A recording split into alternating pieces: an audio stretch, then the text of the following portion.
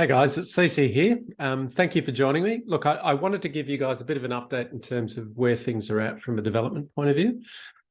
Three topics I wanted to cover quickly. One was predominantly where we're at with the audit for liquid loans. So we're really excited to announce that we've chosen the auditor. The audit team is called Halborn. You may have heard a fair bit about Halborn. They're a fantastic audit team. It was a really close race between them and one other, but we're really happy that Halborn has decided to help us with the audit process. So that has started already. We are expecting that process to take probably 3 to 4 weeks to get through. And if there's any issues that are uncovered as part of the audit, obviously we'll be looking to address those as we go through. But really happy with the way that's all working. Hopefully you guys have had an opportunity of trying things out on testnet. We're really hopeful that the community is aware of what to do. Obviously, as we get closer to launching on mainnet, we'll probably release a little bit more content around what to do, what to expect. Some of that content already exists on the channel, but we'll probably have some refreshers on that closer to launch date. So not too far away now, but obviously we have to go through the audit process, and that's really important. Not just for us, but for the community that is looking forward to liquid loans. Just another thing, I did want to talk a little bit more about Fetch. So Fetch is effectively the Oracle service that's we're launching natively on PulseChain. That's currently in testnet, and we've been working through just ironing out a whole bunch of things on Fetch and how we expect it to work. I guess one of the things that I did want to point out is that you should all be aware that it is under the hood, it's tell-all. So we've been using the tell-all system, which we honestly believe in and really do value the time that the tell-all team and Nick Fett has provided to help us to get through Fetch launched on PulseChain. Probably a couple of things that people need to be aware of though, and that is this type of technology is very much for people that need to spin up reporters or are looking to use the system to provide accurate price feeds. It is a command line driven system at the moment. So what do I mean by that? It does require you to understand how to script or how to type in commands at the command line.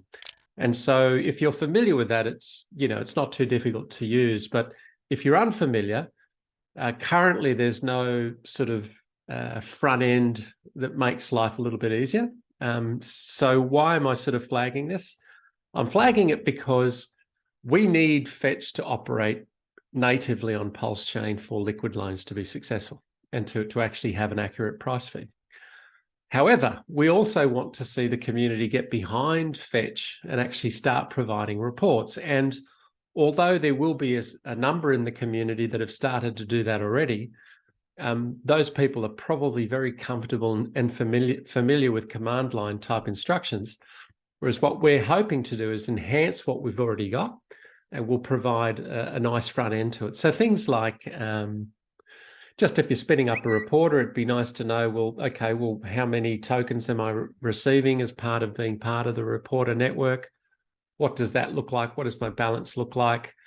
The process of staking tokens to become a reporter. Can I have a nice front end to enable that to make it a bit easier for people to do? So we'll be actually developing some of those things, but they're not crucial for the initial release, right? So expect enhancements to the front end as we go through. But just like we're auditing liquid loans, we also have to go through a similar process with Fetch. And there's a few things that I wouldn't say we're tinkering, but we are making changes to the tokenomics. So there will be some things that we'll make adjustments to. And part of that also includes some of the incentives. And just to be clear, there's 3 types of incentives available to people. And if you're a reporter and you stake a certain amount of Fetch token, then you're going to be receiving time-based rewards just by being a reporter.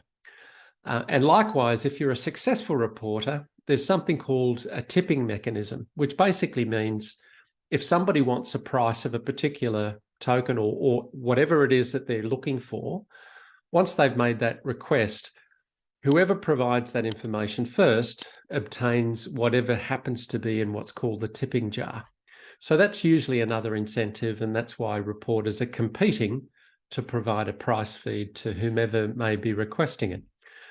But there is another incentive, and that is it's almost like the staking rewards that we're all familiar with HEX, right? So you lock up your tokens for a period of time, and you'll be in receipt of staking rewards. So at the moment, that's a little bit, again, it's not something that is extended immediately, and you don't necessarily realize this, but it is a mechanism that's available. And we're actually looking at that in some detail to say, okay, how can we incentivize the whole community to actually hold on to the fetch tokens? And so what should the incentive look like for that? So we'll be tinkering with that and making changes that would suit the community best. But obviously there's some things that we'll have to change ahead of the audit. And so the expectation is over the course of the next 2 weeks, we'll have that resolved, and then the audit can commence with fetch. Lastly, I did want to flag, and I think I have mentioned to the community, to you guys before, and that is that we actually have Gnosis Safe running on testnet, right? So what does that mean? We've called it PulseChain Safe. And if you want to actually go and play around with PulseChain Safe, you just need to go to testnet.pulsechainssafe.com. It is Gnosis Safe, but again, it's running natively on PulseChain. Personally, I love Gnosis Safe. It's a fantastic tool. It's a tool that's available to anyone that wants to use that on PulseChain. So we are going to be launching that very soon on mainnet. The order of deployment for us will always be Gnosis Safe first, because that's the multi-sig that we'll be needing for liquid loans. So that has to be deployed, and we're expecting that, we'll be in a position to deploy that very soon. The next thing that usually follows after that will be fetch, right? So we need to have the Oracle up and running. And so the expectation is that the Oracle will then be launched. And then as soon as the Oracle's launched and we're comfortable that's working correctly, then we'll be launching liquid loans. Again, all of these things, the precursor to all of them is successful audits, making any changes that may be required before we finalize. But we're really happy with our progress. This was intended just to give you guys a bit of a heads up, but please, if you've not tried Gnosis Safe, or if you're unfamiliar with Gnosis Safe, become familiar. It's such a fantastic tool. Would really highly recommend you guys play around with it on testnet. Again, the links will be in the YouTube description. Have a look, make sure that you're comfortable with how it works. Personally, I love Gnosis Safe. It's a fantastic tool. I'd highly recommend you have a look at it. And again, there's some content out there if you're not familiar with what Gnosis Safe does. Become familiar, because it's a great tool to use. Outside of that, we're really happy with our progress. Everything's going according to plan. So from that point of view, again, please try all of these tools that we're making available. And the success of the audits will determine the timing of when we can release liquid loans. So guys, thanks very much for your attention, and I'll catch up with you in the next one.